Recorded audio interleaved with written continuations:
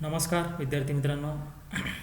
आज आपण महात्मा फुले यांचे धर्म ब्राह्मण्यवादावरील त्यांचे विचार किंवा धर्म ब्राह्मण्यवादावर त्यांनी केलेली टीका यासंबंधी चर्चा करणार आहोत. सर्वप्रथम धर्म आणि ब्राह्मण्यवाद म्हणजे काय? तर धर्म म्हणजे वेगवेगळ्या धर्मप्रचारकांनी जी वैचारिक शिकवण तयार केलेली आहे, त्याला आपण नैतिक शिकवण निर्माण केली आहे, त्याला आपण धर्म म्हणतो. मग ते वेगवेगळ्या धर्मामध्ये वेगवेगळ्या धर्मपुरुषांनी, मग त्याच्यामध्ये ख्रिश्चन आहे, मुस्लिम आहे, हिंदू आहे, शीख, ईसाई, पारसी, प्रत्येक धर्माची निर्मिती ही त्या त्या प्रेषिताने, त्या त्या धर्मप्रचारकांनी जी नैतिक शिकवण तयार केली त्याला आपण धर्म म्हणतो. पण याच धर्माला किंवा हिंदू धर्मामध्ये त्यातल्या त्यात महात्मा फुले हिंदू धर्माविषयी बोलतात. त्यातल्या त्यात हिंदू धर्मामध्ये ब्राह्मण्यवाद कसा वाढत गेला, ब्राह्मणांचा हस्तक्षेप कसा वाढत गेला, ब्राह्मण हिंदू धर्मामध्ये हिंदू धर्माचा कशा पद्धतीने आपल्या स्वार्थासाठी वापर करत होते, याविषयी त्यांनी आपल्या विचारामध्ये ब्राह्मण्यवादावर टीका केलेली आपल्याला दिसून येते. याची पार्श्वभूमी जर बघितली आपण तर धर्म हा मानवाच्या अगदी जवळचा विषय आहे. व्यक्ती कोणताही प्राचीन काळापासून जर बघितलं तर धर्म हा व्यक्तीच्या जवळचा विषय असल्यामुळं सुरुवातीच्या काळापासून समाजाची उत्पत्ती झाल्यानंतर हळूहळू समाजामध्ये वरिष्ठ कनिष्ठ ही एक चौकट निर्माण झाली. त्याला चातुर्वर्णीय व्यवस्था आपण म्हणतो. आणि या चातुर्वर्णीय व्यवस्थेमध्ये सर्वोच्च स्थानावर ब्राह्मण होता आणि या ब्राह्मणाकडंच सर्व अधिकार, या ब्राह्मणाकडंच सर्व शिक्षणाचे अधिकार, या ब्राह्मणाकडंच सर्व धार्मिक अधिकार, या ब्राह्मणाकडंच सर्व मोठ्या पदं, हे सर्व त्यांनाच दिले जात होते. म्हणजे थोडक्यात आपण काय म्हणूया की एक ब्राह्मणांकडे एक बुद्धिवादी म्हणून त्याच्याकडे पाहिलं जात होतं. त्याच्यानंतर ब्राह्मण, त्यानंतर क्षत्रिय म्हणजे राजे, त्या प्राचीन काळापासून राजे किंवा जे रक्षा करणारे लोक आहेत त्यांना आपण क्षत्रिय म्हणतो. मग ह्या दुसरा वर्ग क्षत्रिय झाला. त्यांना फक्त त्यांचा अधिकार हा फक्त संरक्षण करणे. त्यानंतर वैश्य काय करणार? व्यवसाय करणार, उत्पादन करणार, यांना आपण वैश्य म्हणतो. आणि चौथा आहे शूद्र.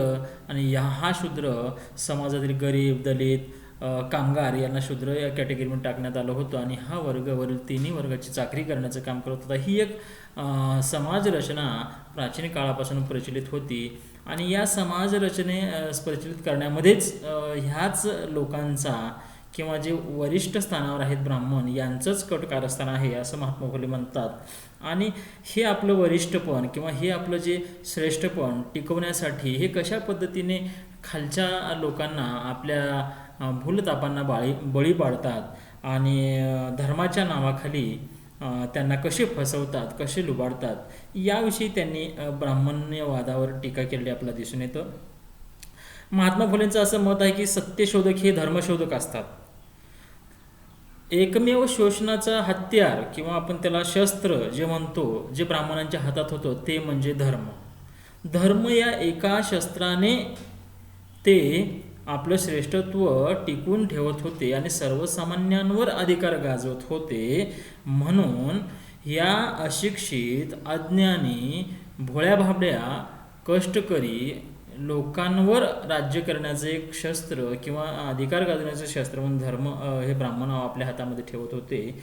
आणि ब्राह्मण म्हणेल तो धर्म, मूळ धर्म काय आहे हे वाचायला सामान्य लोकांना वेळ नाही किंवा तेवढी त्यांच्यामध्ये त्यांचं शिक्षित नाहीत किंवा ते हे नाही. त्यामुळं ब्राह्मण सांगतील तो धर्म ही एक त्या काळात समाजात रूढ झालेली ही होती, कल्पना होती.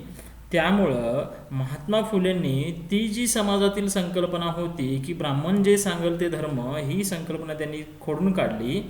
आणि त्यामुळंच महात्मा फुलेंना सत्यशोधक किंवा धर्मशोधक असेही आपण म्हणतो की त्यांनी समाजाला नवी दिशा, नव्या धर्माची ओळख करून दिली, सत्याची ओळख करून दिली. म्हणून त्यांना धर्मशोधक सुद्धा म्हणतो आपण. खरा धर्म कोणता, खोटा धर्म कोणता याविषयी त्यांनी वेगवेगळ्या माध्यमातून समाजात जागृती निर्माण करण्याचं काम केलेलं आहे. जो धर्म सामान्यातील सामान्य व्यक्ती किंवा व्यक्तीची उन्नती करत नाही, जो धर्म व्यक्तीच्या विकासामध्ये आड येतोय तो धर्मच नव्हे.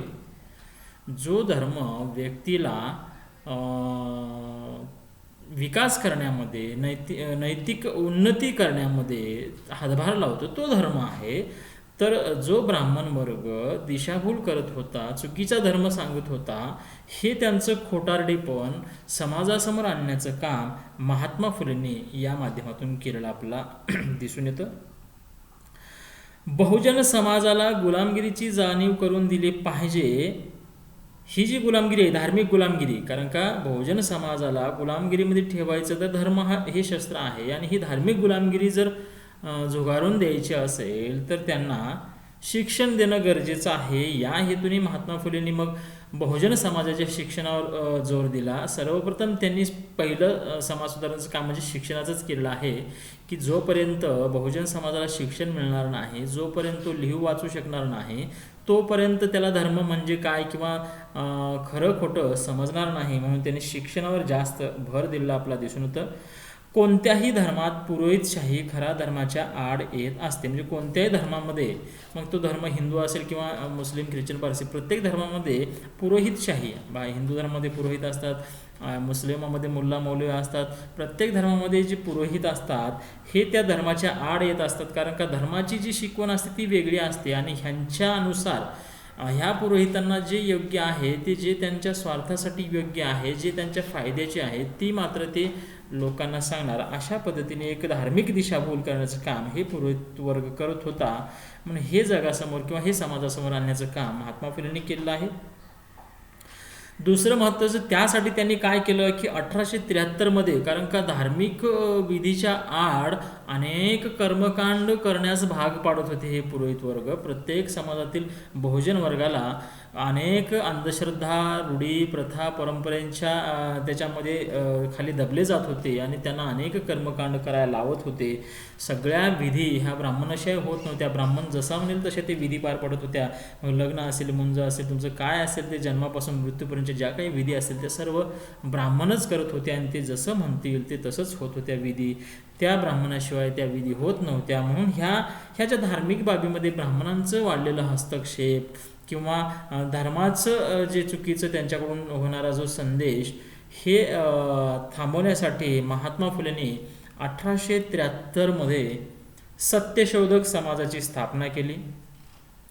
नावातच काय, सत्यशोधक समाज. जे समाजामध्ये असत्य चालू आहे, जे समाजामध्ये सर्व काही फसवाफसवी चालू आहे, ते फसवाफसवी किंवा ते असत्य, त्यातील सत्य शोधण्याचं काम हे समाज करणार, आणि बहुजन समाजाला असत्यापासून सत्याच्या मार्गावर आणण्याचं काम हे सत्यशोधक समाज करणार. या माध्यमातून त्यांनी ही स्थापना केली होती, आणि या सत्यशोधक समाजाच्या माध्यमातून त्यांनी अनेक धार्मिक कार्य, या सत्यशोधक समाजाची जे अनेक धार्मिक कार्य पंचामार्फत करण्याचं, 5 व्यक्ती किंवा पंचमार्फत करण्याचं त्यांनी याच्यातून हे सुरू केलं, आणि पुरोहितांना बाजूला ठेवलं. म्हणजे कोणत्याही धार्मिक कार्यामध्ये पुरोहिताची गरज नाही, आणि अगदी साध्या आणि सोप्या पद्धतीने सुद्धा धार्मिक कार्य होऊ शकतात, ही एक नवीन विचार देण्याचं काम महात्मा फुलेंच्या सत्यशोधक समाजाला दिलेले आपल्याला दिसून येते. त्यांच्या मते धर्म हा सर्वांसाठी सारखा असावा, धर्म हा न्यायी असावा, सर्वांना समान अधिकार असावेत, कायद्यानुसार शासनाने सर्वांना समान वागणूक आणि न्याय दिली पाहिजे. ही त्यांची या सत्यशोधक समाजाच्या विचारामागील मुख्य भूमिका होती. त्यानंतर ते म्हणतात की विवेकाद्वारे सत्य म्हणजे काय, की विवेक म्हणजे ब्रह्म आणि माया यांचा विवेक होय. विवेक म्हणजे ब्रह्म आणि माया यांचा विवेक होय. विवेकाद्वारे सत्य समजते. विवेक, मानवाचा विवेक, विवेकाद्वारे सत्य समजते असं त्यांचं म्हणणं आहे. पण महात्मा फुलेंचा विवेक आणि शंकराचार्य, ज्ञानेश्वर, रामदास ह्या संतांनी सांगितलेला पारमार्थिक विवेक यामध्ये थोडीशी भिन्नता आहे.